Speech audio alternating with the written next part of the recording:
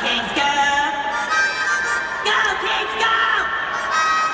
Go, Kings, go! Go, Kings, go! Go, Kings, go! Go, Kings, go! Well, I'm calling it. The LA Kings season is probably going to be over come April. This was a really big 4-point game. The Blues are our biggest competition for that 8th seed wild card spot, which, let's face it, is the only one we're likely to get. And they only showed up for 2 periods. And even then, I don't understand how we can play so phenomenally well against the Capitals. I mean, that was an amazing game. They came out and did everything they were supposed to and got 2 points as a result. And tonight, they got 0 points. The Blues got 2 points. They are now 5 points ahead of us in the standings, and I just don't see us catching up. I mean, granted, we actually play better against teams that are contenders, and I believe in the next few games, or until the season's over, we play 11 contenders. The Blues, however, don't really care about that because they play 11 teams that are not contenders, including the Arizona Coyotes 3 more times. So pretty much, this was the make or break game, and the third period just all collapsed everything into a hole. Not even really need to talk about the first 2 periods. The Kings actually did some great things. They were winning face-offs. They were getting in on the forecheck. They were cycling low. They had great chemistry. They were taking really good shots, but they were not getting the rebounds that they needed because Allen was giving up pretty fat ones. But either it's the Kings' inability to get in position fast enough to get the rebound, which has been a problem for them lately, or it was the fact that the Blues were tying up their sticks really well, or probably a combination of both that meant they were not getting the shots they needed. They had 21 shots on goal in the second period alone and nothing to show for it. It drives me crazy. So first period, second period, essentially the same. They came out with a lot of effort, battling really hard. They had 1 power play, I think, that they didn't really do anything with, and 1 penalty kill that was just phenomenal hockey. It's the thing that the Kings are best at is penalty kills. But, again, nothing happening. The Blues got their first goal about halfway through the second period when Quick had done this, diving save, sprawling thing on the ground, and he thought it was underneath his, pads as he was on the ground, but it somehow managed to sneak out, and the person in the best position to see that was Perry, and he snuck it right there over the goal line. So that was unfortunate, I will say. Certainly not going to be blaming that on Quick at all. Quick was about the only player that came out to play for the third period.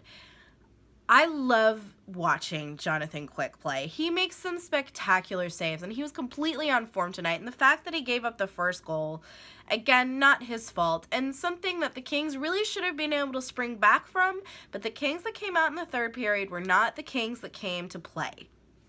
They get a penalty 52 seconds in or something. It was a weird penalty. The guy slid into Quick, and Quick slid so far over, he was into the sideboards, and Carter was kind of on top of him. So Carter gets called for holding. So, really weird sequence of events going on there. And about 20-something seconds into this, at 1:10 of the second period, we give up our second goal. Quick has done the splits, made the first save he needs to, but instead of clearing, they end up getting the puck, and it's right over Quick's head. The thing about that is, though, they should have cleared it on the play before, which is what they had trouble doing for the most of the third period. Forbert had the puck on his stick, and instead of clearing it and giving the Kings a chance to change and just doing all the things you're supposed to do in a power play, he kind of passed it to the guy who ended up shooting the first one. So that was bad. So we're down 2-0, and again, not insurmountable, but the way the Kings were playing, they stopped really smashing guys into the boards. They weren't winning puck battles. They weren't winning face-offs. They were not playing like they wanted to be in the playoffs. It's like I don't understand, because before the game, they were super pumped up. They knew how important this was, and they were ready to come out and play. Whatever happened between the second and third, they were just gone. Gaborik took a second penalty of the evening, Was it a second? Either way, he took a stupid penalty, and the Kings were not killing anywhere near as well as they needed to be, except, of course, for Jonathan Quick, who was stepping up and keeping the Kings in it, because at 2-0, with about 19 minutes left to play in the third period, that's totally doable. Except, you know, we take a penalty and they get some momentum. Quick, at this point, has had enough. He is done, and he starts... he starts a fight. He's almost throwing punches, and he was all up in this guy's face, and I am all with that, Jonathan Quick. I totally understand your frustration. I would be too. So then we get a power play that we did even less with than our first one. It's hard to imagine this is a team that got 4 power play goals in 2 games, 3 of which came in 1 game. 3 power play goals in 1 game, that's insane. And yeah, that we were not getting anything on that this game. And then Drew Doughty gets called for delay of game, which I believe actually was their penalty. But like, when Drew, your best penalty killer, is in the box room for something as stupid as delay of game, that really just sums up the entire third period. So things are winding down. It's about 3 minutes left, and they pulled Jonathan Quick.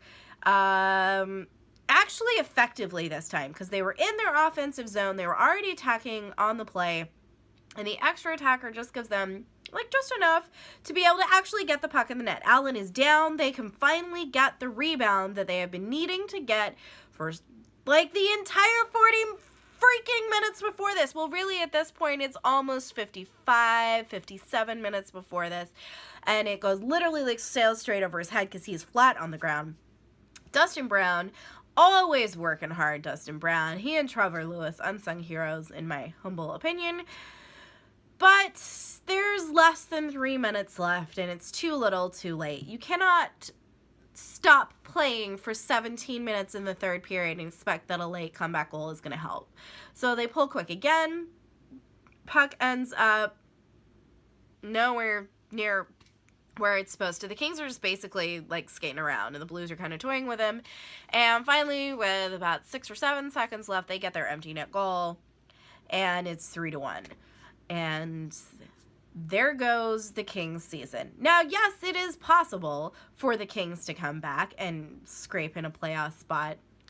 I'm just finding it unlikely. If they can't step up and play 60 minutes of hockey in a game that they know is a 4-point game, incredibly important, then I just don't see us doing it against teams like Chicago or the Flames, who are flaming hot right now. Yes, I did that pun deliberately. So I'm calling it right now. Kings season is over in April. I am happy to be proven wrong. I would love to see that happen, but we'll see. They play Arizona tomorrow night. I expect Ben Bishop will be in net, not because Jonathan Quick wasn't phenomenal, but we have 2 Vezina Trophy nominees here, and we have not used one of them very often. And on a back-to-back, Quick probably needs a break, and yeah, I think he's earned it. So for the dance cam tonight, we have 2 people for you, because my little friend Avery made on the dance cam. I got a little quick shot of her too, and she's adorable. So while we sit here and mourn and likely drink away our woes at the Kings flailing season, a position they shouldn't be in, but I'm so not going to get into that, please at least enjoy this dance cam special.